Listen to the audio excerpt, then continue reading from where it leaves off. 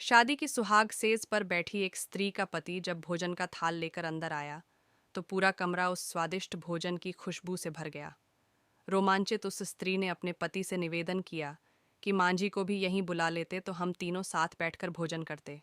पति ने कहा, छोड़ो, उन्हें वो खाकर सो गई होंगी। आओ, हम साथ में भोजन करते हैं प्यार से। उस स्त्री ने पुनः अपने पति से कहा कि नहीं, मैंने उन्हें खाते हुए नहीं देखा है।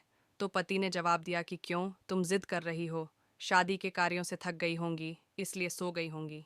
नींद टूटेगी तो खुद भोजन कर लेंगी। तुम आओ, हम प्यार से खाना खाते हैं। उस स्त्री ने तुरंत डिवोर्स लेने का फैसला कर लिया और डिवोर्स लेकर उसने दूसरी शादी कर ली और इधर उसके पहले पति ने भी दूसरी शादी कर ली। दोनों अलग अलग सुखी घर गृहस्थी बसाकर खुशी खुशी रहने लगे। इधर उस स्त्री के 2 बच्चे हुए जो बहुत ही सुशील और आज्ञाकारी थे। जब वह स्त्री 60 वर्ष की हुई तो वह बेटों को बोली, में चारों धाम की यात्रा करना चाहती हूँ ताकि तुम्हारे सुखमय जीवन के लिए प्रार्थना कर सकूं। बेटे तुरंत अपनी माँ को लेकर चारों धाम की यात्रा पर निकल गए। एक जगह तीनों माँ बेटे भोजन के लिए रुके और बेटे भोजन परोसकर माँ से खाने की विनती करने लगे।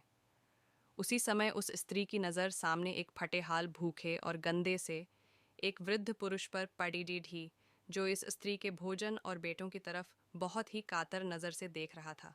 उस स्त्री को उस पर दया आ गई और बेटों को बोली, जाओ, पहले उस वृद्ध को नहलाओ और उसे वस्त्र दो, फिर हम सब मिलकर भोजन करेंगे। बेटे जब उस वृद्ध को नहलाकर कपड़े पहनाकर उसे उस स्त्री के सामने लाए तो वह स्त्री आश्चर्यचकित रह गई। वह वृद्ध वही था जिससे उसने शादी की सुहागरात को ही डिवोर्स ले लिया था। उसने उससे पूछा कि क्या हो गया जो तुम्हारी हालत इतनी दयनीय हो गई। तो उस वृद्ध ने नज़र झुका के कहा कि सब कुछ होते ही मेरे बच्चे मुझे भोजन नहीं देते थे, मेरा तिरस्कार करते थे, मुझे घर से बाहर निकाल दिया।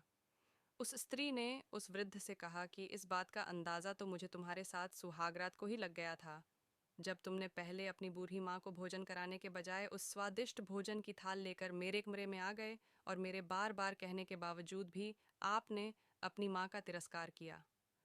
उसी का फल आज आप भोग रहे हैं। जैसा व्यवहार हम अपने बुजुर्गों के साथ करेंगे, उसी देखा देख कर हमारे बच्चों में भी यह गुण आता है कि शायद यही परंपरा होती है। सदैव माँ बाप की सेवा ही हमारा दायित्व बनता है।